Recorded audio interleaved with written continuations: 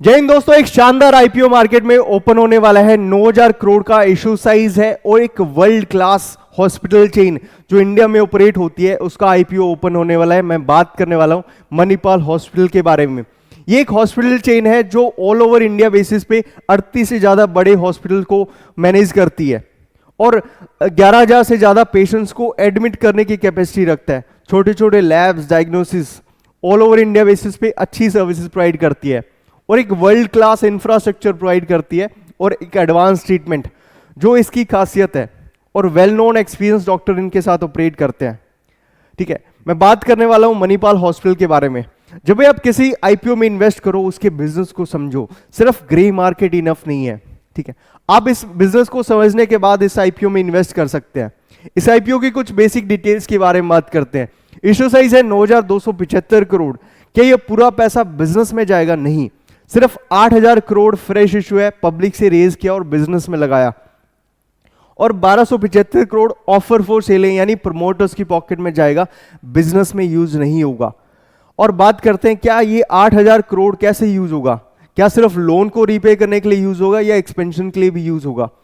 इसमें majority of the portion एक company की सब्सिडरी है मणिपाल हॉस्पिटल प्राइवेट लिमिटेड, उसके लोन्स को रीपे करने के लिए यूज होगा और जो बैलेंस है जनरल कॉर्पोरेट पर्पस और एक सब्सिडरी कंपनी में स्टेक एक्वायर करने के लिए, यानी एक हॉस्पिटल चेन को और ऐड ऑन करना चाहते हैं।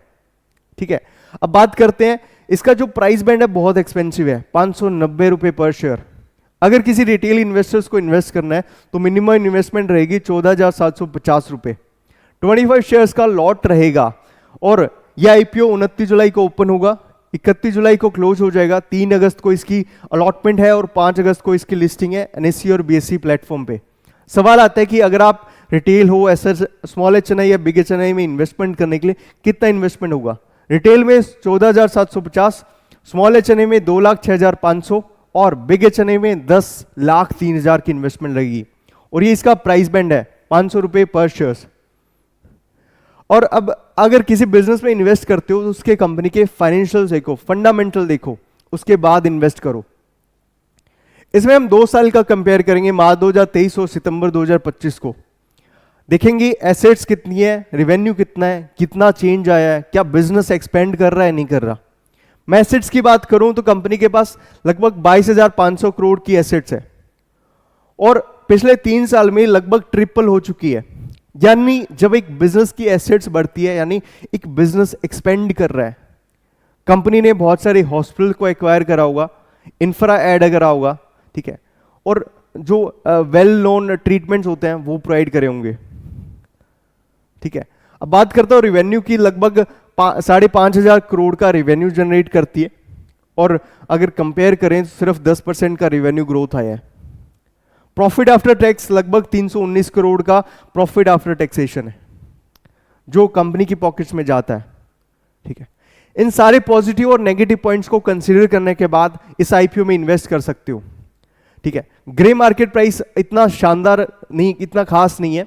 ठीक है, अगर आपको इस बिजनेस में लॉन्ग टर्म के लिए इन्वेस्ट करना है तो इस आईपीओ को जरूर कंसीडर करना। ठीक है, अगर आप हॉस्पिटल बिजनेस में इन्वेस्ट करना चाहते हैं तो ये एक बहुत अच्छा अपॉर्चुनिटी है। सारे पॉजिटिव नेगेटिव पॉइंट्स को कंसीडर करने के बाद इस आईपीओ को अप्लाई करना है। और जब भी आप किसी आईपीओ को अप्लाई करते हो तो बहुत सारे फैक्टर कंसीडर करने होते हैं। बिजनेस क्या ऑपरेट करता है, फाइनेंशियल्स कैसे हैं।